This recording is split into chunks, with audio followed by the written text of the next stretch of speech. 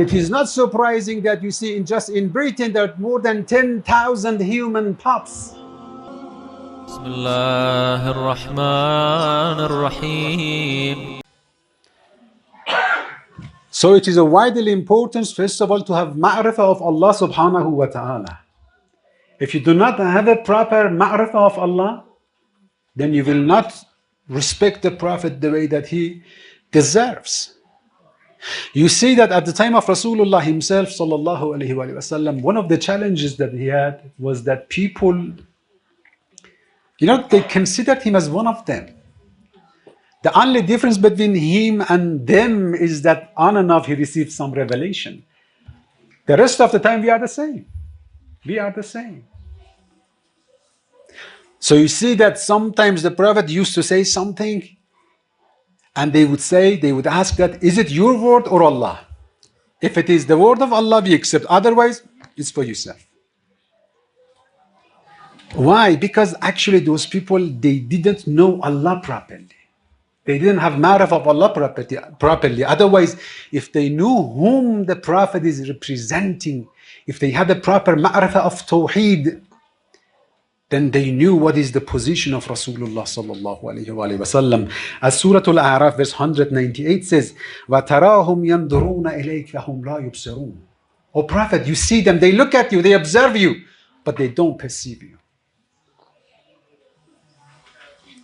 Sometimes people say, we want to meet Imam. We want to have a chance to meet Imam al-Asr. Allah says, they were with the Prophet performing salat behind him 5 times a day. تَرَاهُمْ يَنْظُرُونَ إِلَيْكَ. They look at you. They see you.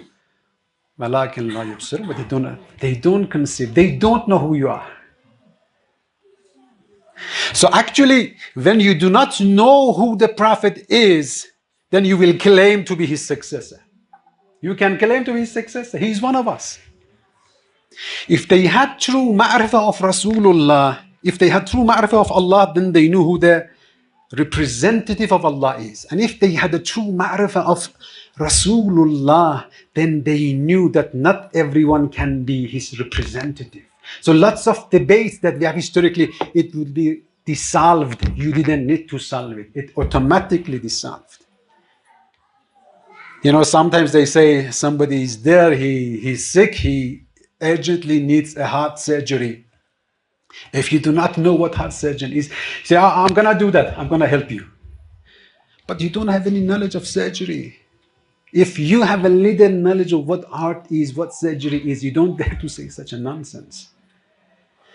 If you have ma'rifah of Rasulullah and who Rasul is, then you will know that not everybody can be his representative. Allah says, Ahdi, my covenant. And they said, Amruhum shura bainahum. Amruhum is their business. But Imam is Ahdi, my business. How can my business be your business? Amruhum shura bainahum. What belongs to them, they can talk about it. But whatever belongs to Allah is not your business. So if they had true ma'rifah of Rasulullah sallallahu alayhi wa sallam, they wouldn't debate about the successor. Allahumma arifni rasulak. Oh Allah, give me the chance to have ma'rifah, to discern who the Prophet is.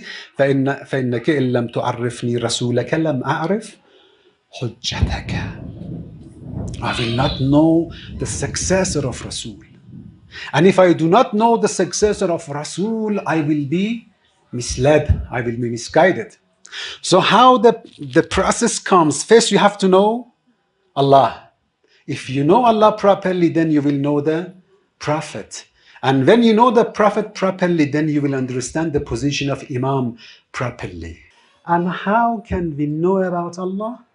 How can we have ma'rifah about Allah? We have around 50 hadiths that says, Man arafa nafsahu faqad arafa rabbah. And if you want to know Allah, you have to begin from knowing yourself. So everything begins from knowing man's himself.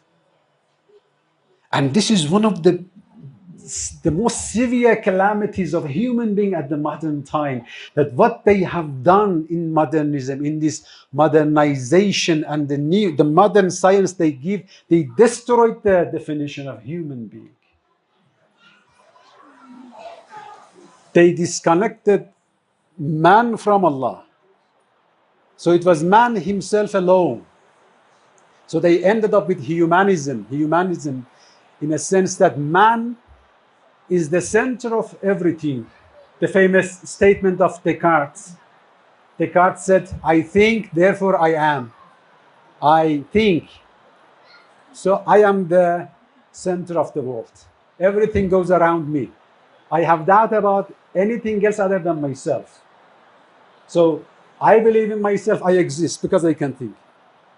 Then I will decide what exists, what doesn't exist, in a very experimental way. So they end up with empiricism. And they ended with egocentrism later on. They said that man and desires of man is the center of everything. And they ended with a selfish understanding of human being. Everything that gives satisfaction to me matters. And it became a hell by liberalism, because then they divided into communism, socialism, that they said man in a social understanding. Liberalism said man in the individual understanding, and they became predominant. And then they said everything belongs to me as an individual. Then all people turned into wolves, attacking each other. And they ended with hedonism, that I am the center of everything and the only thing matters is my pleasures, my satisfactions and my desires. And they went to a level, they ended with jouissance. From hedonism to jouissance. In jouissance, they said man is not looking for pleasure. Man is nothing other than desires and pleasure. The whole of you is pleasures that you take, the satisfactions that you take at any price, by any means. And then they themselves, they said, we ended in the animality age, in the age of man turning into animals. And then they give you the glad tidings that don't worry that we are going to turn into animals. We were animals before. And it is not surprising that you see just in Britain there are more than 10,000 human pups. Man who likes to live as a dog. And when you ask them why you want to be a dog, they say, because everybody likes dogs. When man was disconnected from the source of truth and reality, then ثُمَّ رَدَدْنَاهُ أَسْفَلَ سَافِلِينَ. So everything begins from the definition that you have from human being. When you find yourself higher than anything in this existence, if I am the master of all this universe, Amirul Mu'mineen alayhi salam said, أَتَزْعَمُ إِنَّكَ جِرْمٌ صَغِيرٌ وَفِي كَنْدَ وَالْعَالَمُ الْأَكْبَرُ. Do not think that you are just this bunch of bones and flesh. You are the greatest universe. This universe is the small world, and you, inside you, is the great universe. So when I have such understanding of myself, then who should be my Lord? What size and measurement should be my Lord? And the one that I bow down to him. So everything begins from this. And in this way, great human beings will be trained, will be molded. And Imam al-Asr, Imam al-Mahdi alayhi salam will come for that, to give the greatest value. Can you imagine for human being?